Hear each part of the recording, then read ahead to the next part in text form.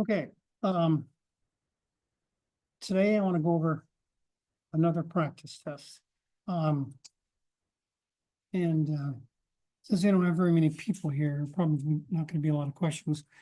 There usually aren't a lot of questions anyway, even with a full house, but okay, so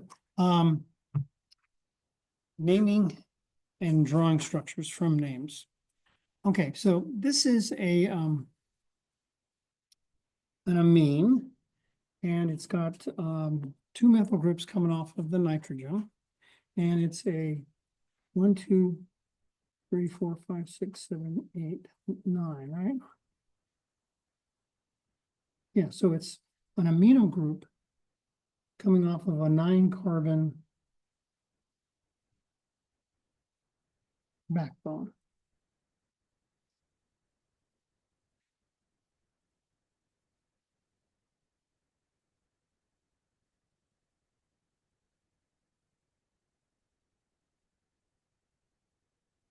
So the 9-carbon backbone is just going to be, well, in this case, the amine is treated as a branch, not as a functional group. If you look in Dry Lab 2 on the very back page, there's a priority list of functional groups in terms of naming, and you'll see amines are way at the bottom. So they have very low priority. But the only thing they have priority over are alkanes and alkenes. That's about it. Okay, all right, so we've got a 9-carbon. 9-carbon is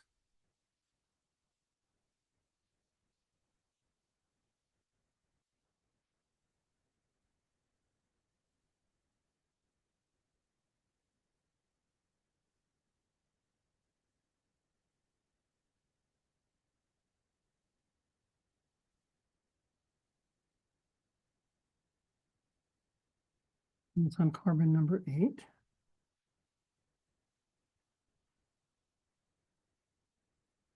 And that will be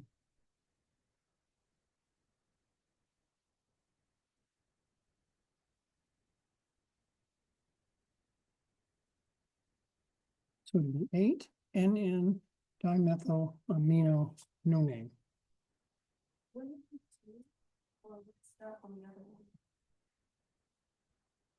Two would be better, you're right.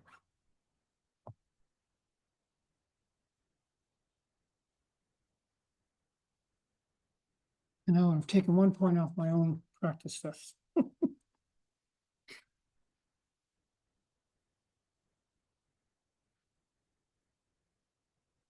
Okay, this one's base is the organic, not the organic, the aromatic simple amine, aniline.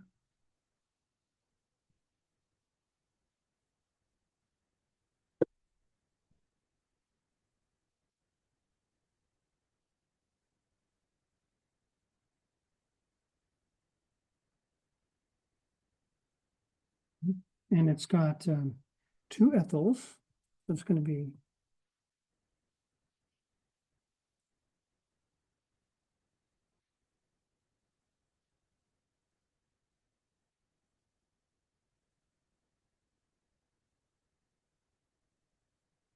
the other way you see is drawn would be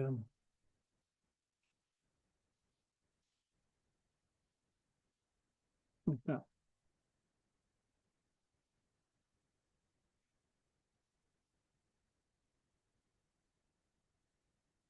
Okay, so draw the following structure. If this is an amide, so that means it's going to have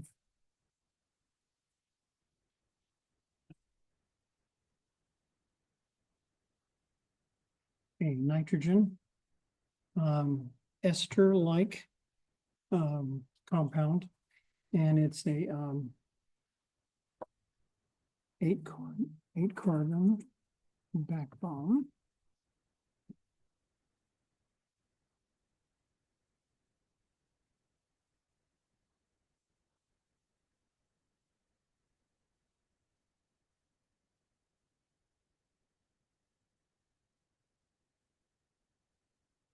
Methyl group at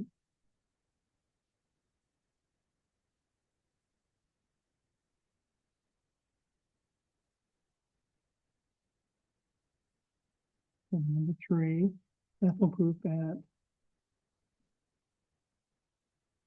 carbon number 6.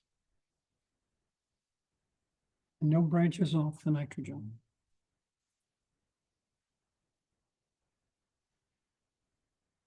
So ammonium is an ion, it's a quaternary ion. We're going to have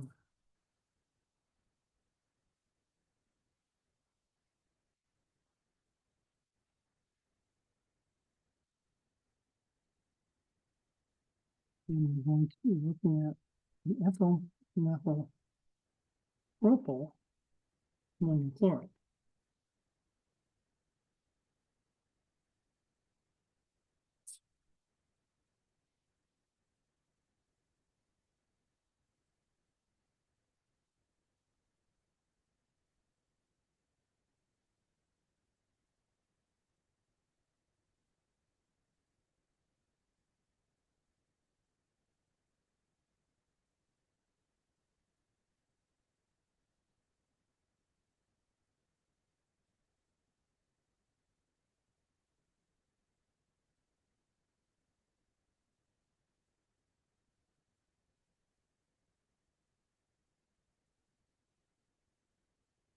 Here we have aniline, the aromatic benzene derivative, and there are no branches off the nitrogen.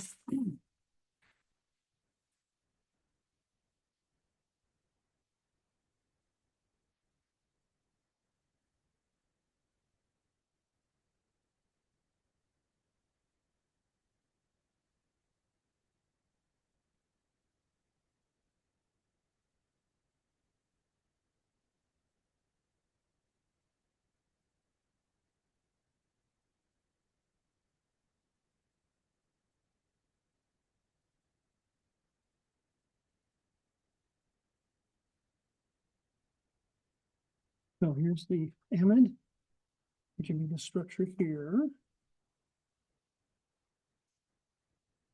We have our backbone. Phenyl group on carbon number 2. And 2 methyls, nitrogen branches.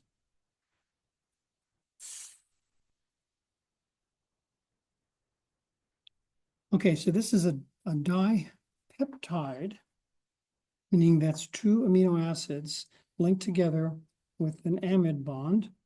So we need to pick up leucine.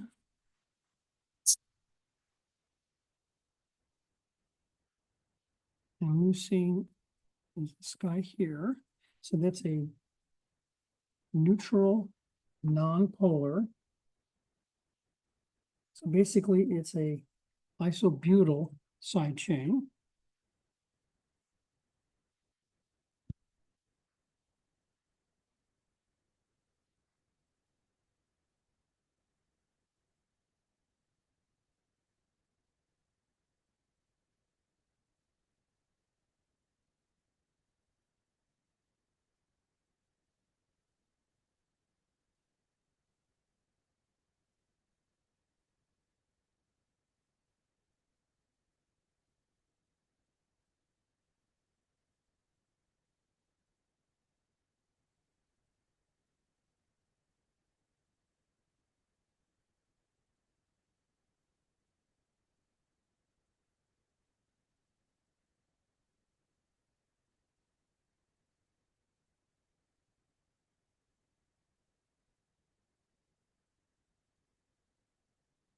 And phenylalanine can look like this.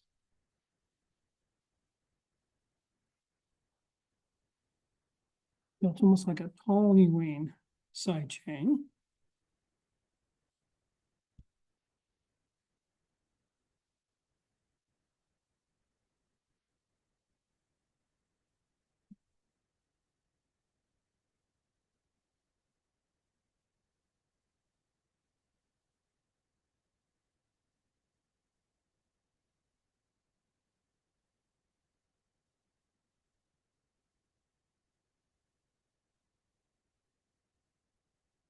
the leucine is gonna come first on the left, and then phenylalanine is gonna be on the right. Now, for you to synthesize this, you would then take each single amino acid in a test tube. The problem though is you'd get a mixture of this one plus phenylalanine leucine, 50-50, unless you did it enzymatically.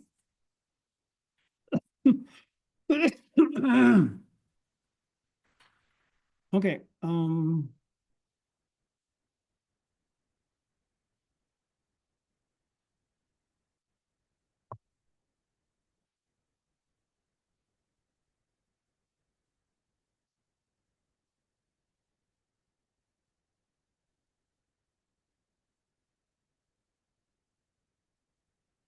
okay. Name two common biological molecules that are amides. Okay, there are tons of these.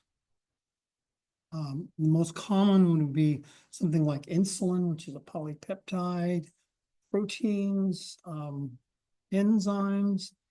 All those are common biological molecules.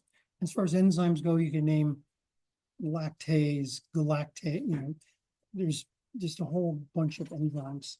Probably close to, I don't know, 500,000 or so enzymes available today. So anything. So many correct answers. All I wanted is two. So for example, the like protein,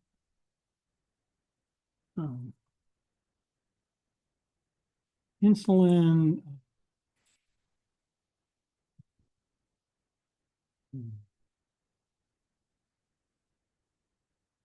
enzymes, and you can name two specific enzymes if you want. A specific protein like casein or something like that. Okay, we want to know all the IMFs for each one of these. Okay, first of all, they all have LDFs. Okay, and this one only has an LDF. The acids have, besides the LDF, they have dipole,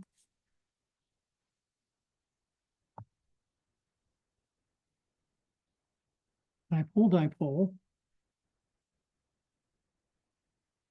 hydrogen bonding. Aldehydes, dipole, amines have dipole as well, plus hydrogen bonding.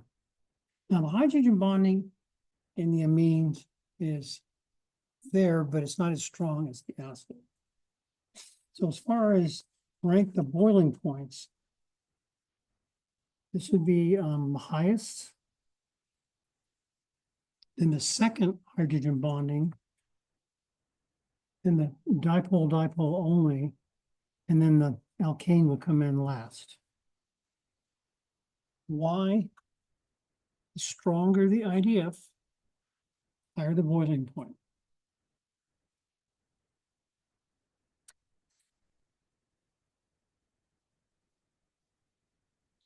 Okay, draw the structures. Okay, hexylamine is going to be a 6-carbon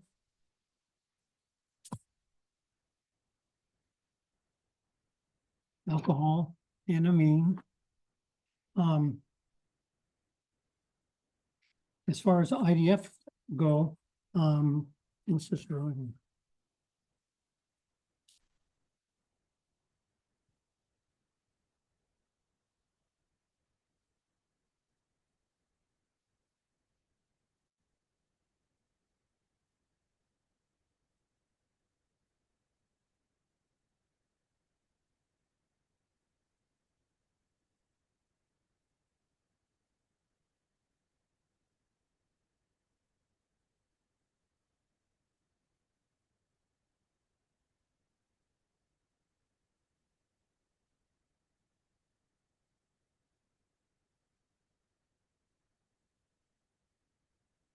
Okay, so they basically have the same, almost the same intermolecular force complement.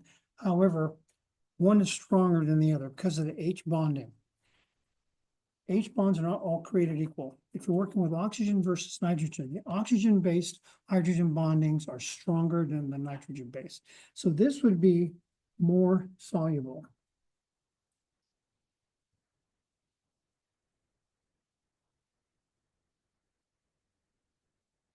Now, if it said most soluble in pentane, then the amine would be more soluble because it's less polar.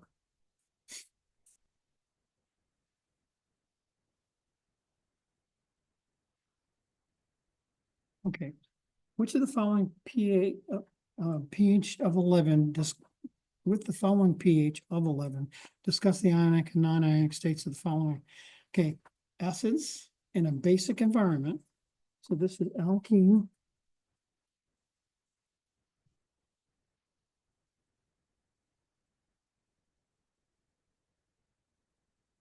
A high pH alkaline or basic environment. Acids are going to be deprotonated. So acetic acid is this.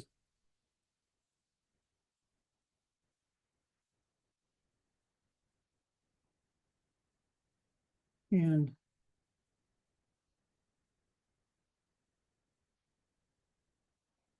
this is pH 11. At pH 1, it's going to look like this.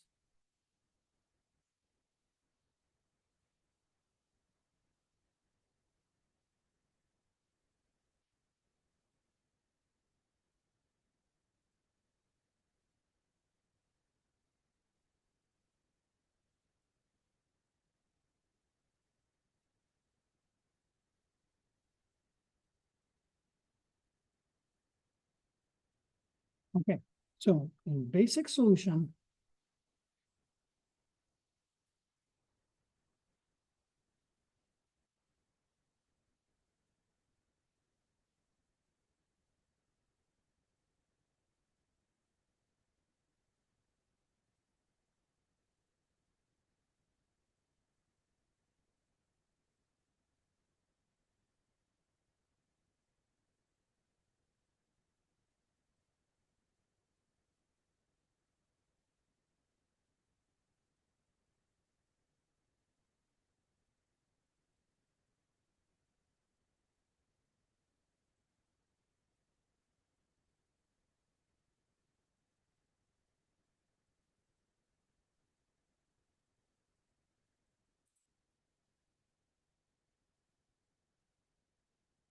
okay. Name the products, typical reaction, name the products and reactants, structures, conditions. Okay, so basically we just have an amine in water. What happens? Okay, what happens is the H on water is attracted to the double bond on the nitrogen. So what you end up with is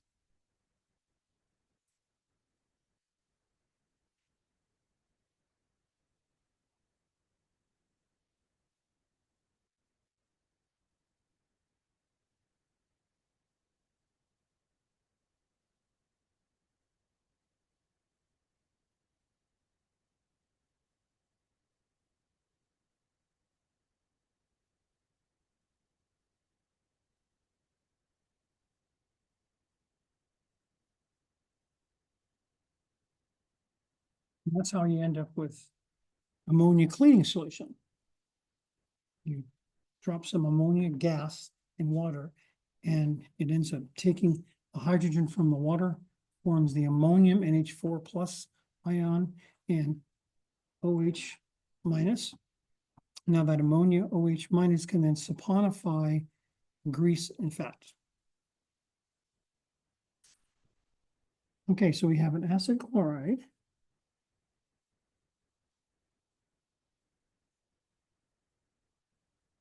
And an amine. That means we're going to make an amide.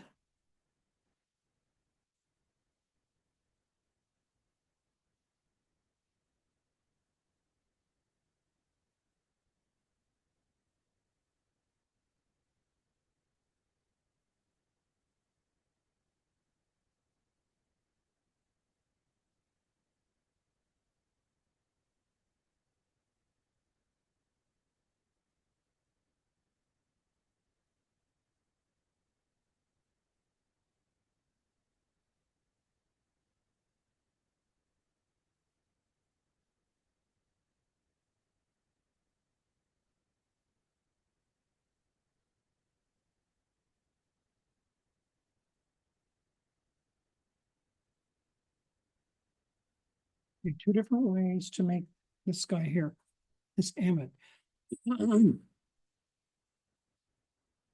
Huh?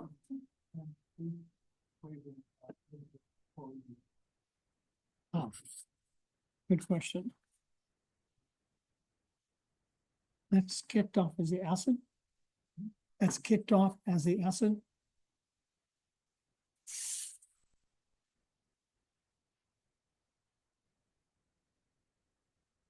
Okay, so it's an amine. Amide's formed from acid base and an amine of some type. So there are only two ways to make it. With esters, we can make it three different ways. With amides, only two different ways. So this is the acid backbone. Always the acid is with the double bonded O. So we have 1, 2, 3, 4. Okay, 4 carbon base acid.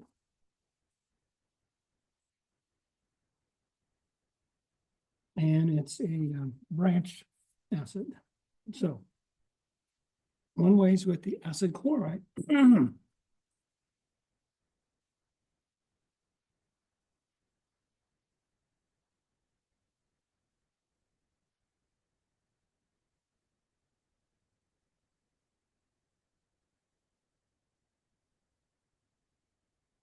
And the other way is with the anhydride.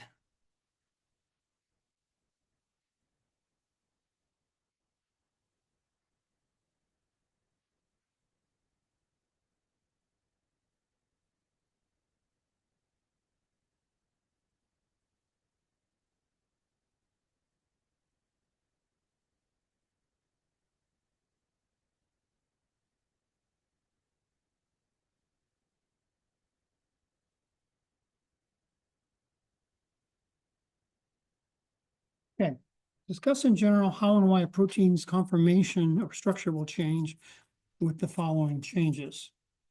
Okay, it has to do with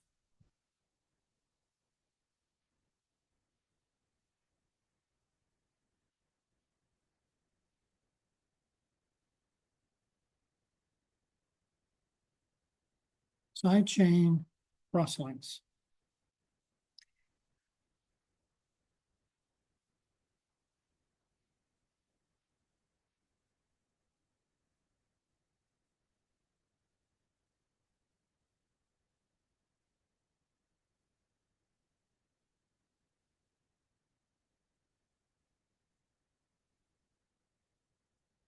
The strongest cross link is covalent.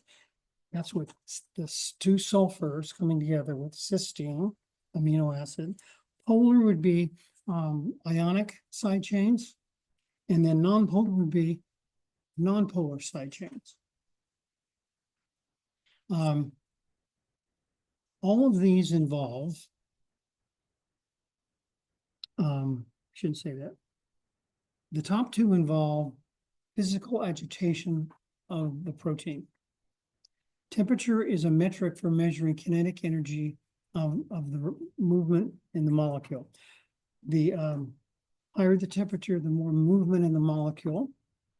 So the tendency to deform it is higher. Solvent is going to be the same thing. Is it a polar solvent or a non-polar solvent? Polar solvents, again, have more interaction with the polar side chains. pH is going to be the same thing. You're going to have either a basic environment or an acidic environment that's going to affect the side chains, whether they're acidic or basic or polar or not.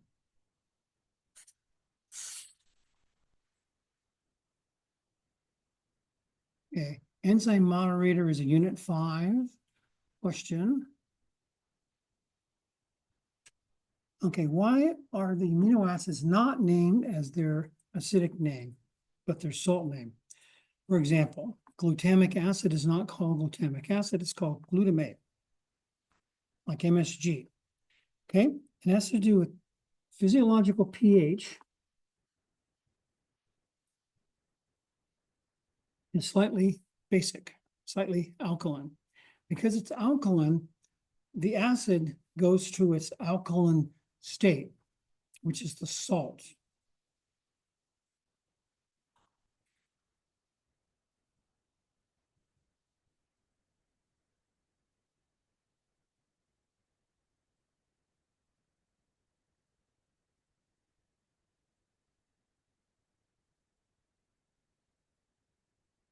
which is related to this question up here.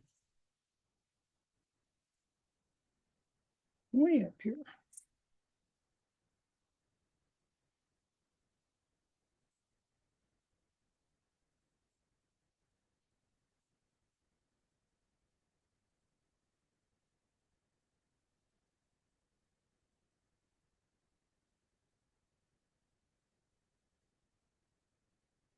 This one here. So this is what the salts are gonna look like in basic conditions, acids. And our body is basically alkaline. Not by much, though.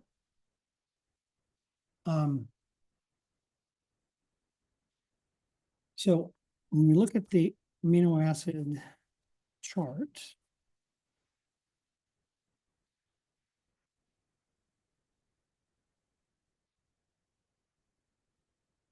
all the acids down here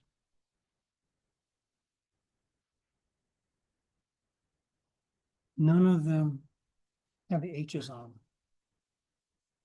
They're all deprotonated.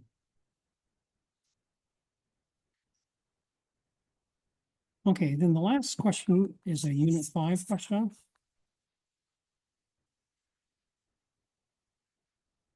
That's an enzymatic question.